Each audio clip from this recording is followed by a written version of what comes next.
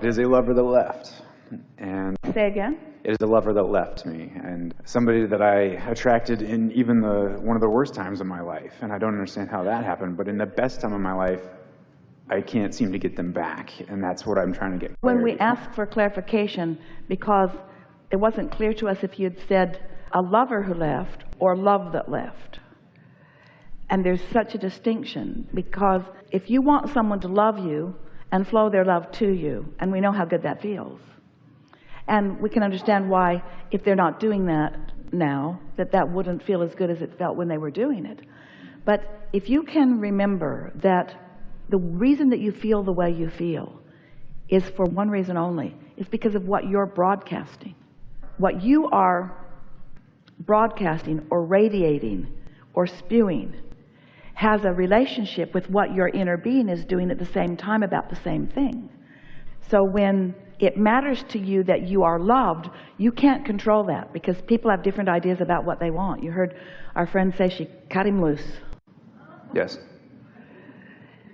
As she chose what felt better to her. If in order to feel good, you need them to be spewing that to you, you're always going to be in trouble over something, because you are not the object of attention to which everyone else is serving, you see. But when you realize that the way you feel is about what you're flowing, and so what you're really saying to us is, I miss this person who was an object of attention, who I could really flow a lot of love to. I miss having that object to flow love toward. So you're going to have to get creative. You're going to have to remember good times, but maybe that hurts too much. Or you're going to have to get busy doing other things, focus on other things that aren't about that subject. Or you're going to have to step back a little bit and think about so much that you still do love, get into appreciation mode about different things. And it's our promise to you. You see, you can't have a lover leave you in any way without putting big time in your vortex the return of that somehow, some way. But you can't get into the receptive mode to let it in if you're still feeling the loss of the lover. The loss of the lover caused you to create another, but you can't find that person if you're not in the receptive mode, and you can't be in the receptive mode if you're still feeling the loss of your lover. Sort of a vicious circle, isn't it? It is. And one thing I've learned to appreciate is what it's caused me to do with my life, to turn it around and learn the things that I'm learning and try to get back on that.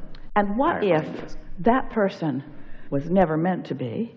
It was never your intention. It was never meant to be the end of it all in terms of relationships. What if it was a step along the way to help you to get into alignment with who you really are, so that the next lover who comes is also predominantly in alignment?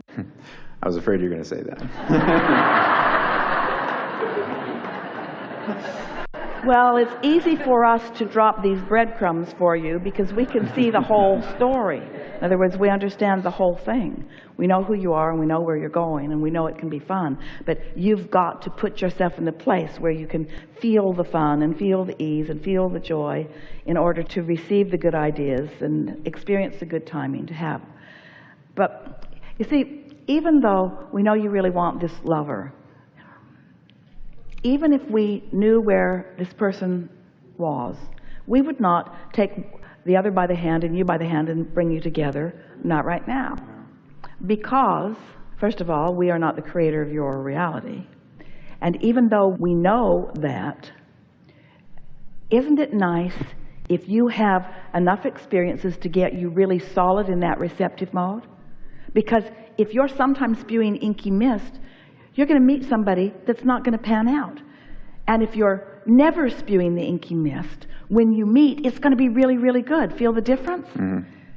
One day a woman said to us, Abraham, I need you to help my son find a mate. I want him to find one quickly. And we said, well, we don't think that's a very good idea. And she couldn't believe we were saying that. Why? She thought it was the answer to everything that was bothering him, because that's what he was suffering over so much. And we said, if he finds someone now, that person will be just like he is. Unemployed, feeling bad, not doing very well.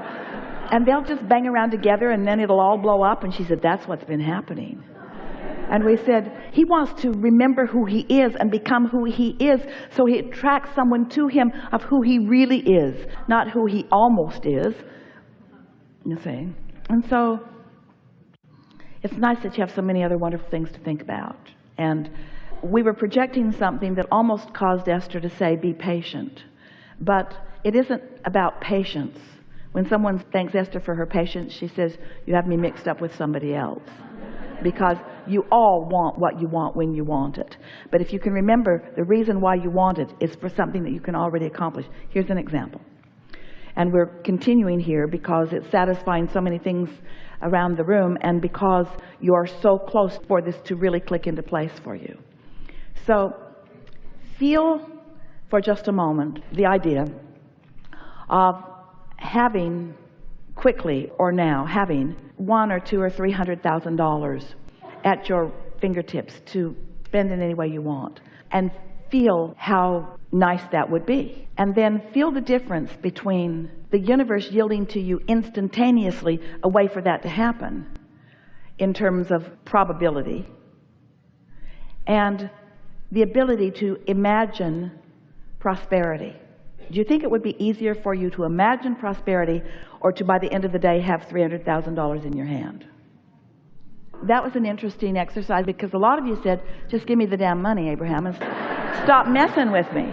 But what we're getting at, given the belief systems that most of you have, the idea of getting the money and getting it today is far less likely to you than the imagining of it. And yet you say, but Abraham, the imagining of it would be far less satisfying than the having of it. Well, we'll give you that from where you are standing, but we want the imagining of it, which you can do today, to be enough so that you do it today. And since you can do it today, if the imagining of it will be enough for you that you let it soothe you, then it is our promise to you, it will turn into the thing. Those thoughts will turn into the thing. But if you need the money before you allow yourself to have the thought, you've got yourself at a stalemate. Did you hear that? You got to do the vibrational work first, and then it will turn to the thing that you want. So that's why we were saying that we don't want to just give you the thing, because we know how much fun you're going to have in the journey as the thoughts are turning into the things. And you all are so looking forward to the relief of having the thing, and we want you to find the relief before the thing comes, whatever the thing is.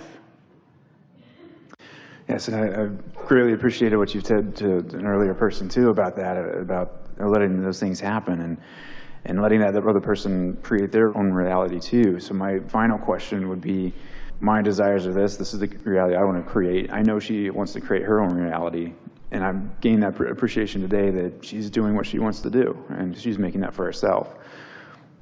But what of that? You know, the things that she wants to do, if it's not in line with what I'm trying to create as well, and bringing her back. I mean, of course I don't want to force somebody to do that. Well, here's the thing. We don't want you to bring her back. We want you to bring your happiness back. And when you do, someone like her or her will come back, will come to you. You got to let go of it being this specific person, and you got to let go of it being this specific person right now, and you've got to broadcast as if it's already happened, and then it will begin to happen in obvious ways. You see, it's difficult, we know. When you really, really want something and it really, really isn't happening, then you really, really, really are annoyed at these words. Really, really, really. We know, because you have felt the relief of things going the way you want them to go. But we just got to say to you that you are training yourselves to be conditional, and that's not going to serve you well, because there are conditions, as you have found out, that you can't control. If you could control the conditions, she'd be there where she wanted to be or not. In some ways, if you could just get through to her. Just let go of needing to control the condition and control the only thing that you can control, which is the way you feel, by all of the tools that you have, looking away, looking at other things, finding snatches of time when you are feeling really good. We wouldn't spend too much time remembering the good times, because that just makes you feel the absence of the good times that maybe aren't happening right now. And then the better you feel, the better you feel. The worse you feel, the worse you feel. The worse you feel, the more you spew. The less you spew, the better you feel. You've got this. You know what to do. And we would like it if, when we say have fun with it, you would not think that we are mocking you. In other words, have fun with this. We mean it. Have fun with this. Have fun with releasing your grief is what we're saying. Have fun with releasing your grief. Well, all you hear is grief, grief, grief, grief, grief.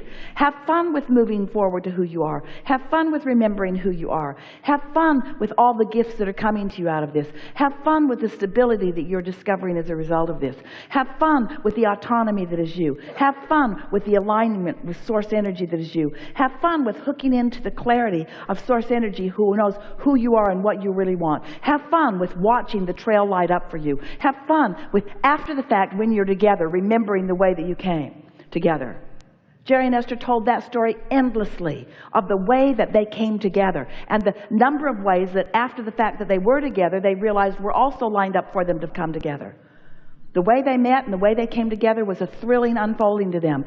But the longer they were together and the more people they met, the more people that they knew were going to introduce them anyway. In other words, it was going to happen because it was in the vortex. There was no way that it could not happen, you see. No way that it could not happen. No way. There's no possibility that you are not going to find this person that you are looking for and live happily ever after. There's no possibility that that's not going to happen. But you got to get over the fact that it hasn't happened yet in order to let it happen. And that applies to everything you want, no matter what it is. Enough? Understood. Thank Really you. good. Really good.